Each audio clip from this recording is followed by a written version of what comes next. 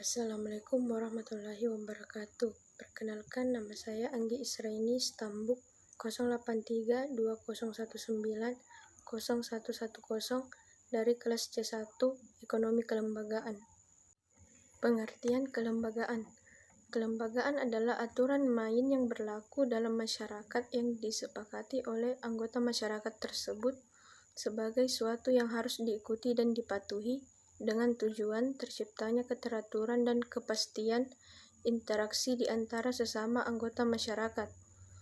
Menurut North, kelembagaan adalah aturan-aturan yang membatasi perilaku menyimpang dari manusia untuk membangun struktur interaksi politik, ekonomi, dan sosial.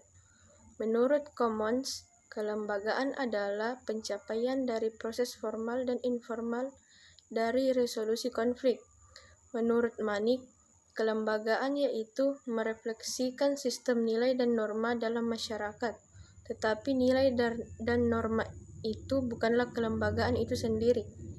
Karakteristik kelembagaan ada 4, yaitu yang pertama level sosial, yang kedua level kelembagaan formal, yang ketiga level tata kelola, dan yang keempat level kontinu.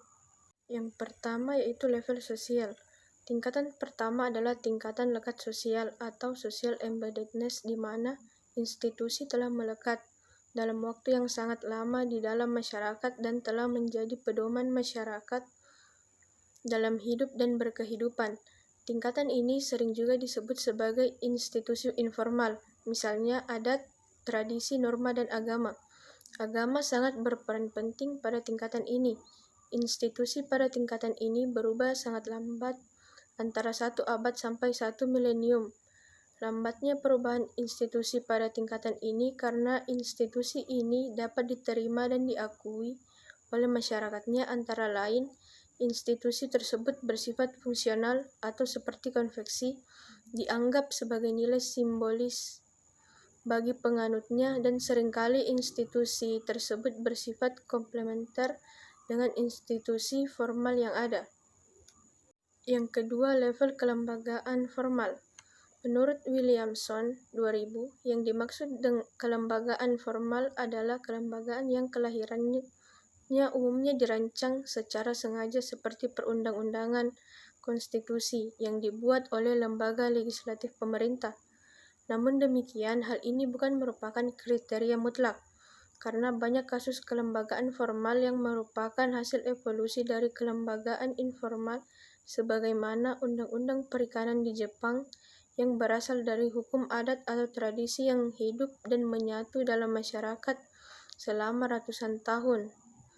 Perubahan kelembagaan pada level ini dapat berlangsung dalam kurun waktu 10-100 tahun. Yang ketiga, level tata kelola.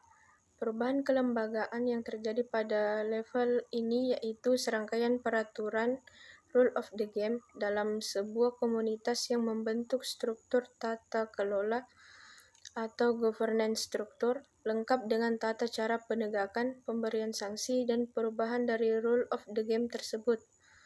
Williamson 2000 menganggap hal ini merupakan isu sentral ekonomi kelembagaan yang ia asumsikan bahwa penegakan governance tidak bebas biaya.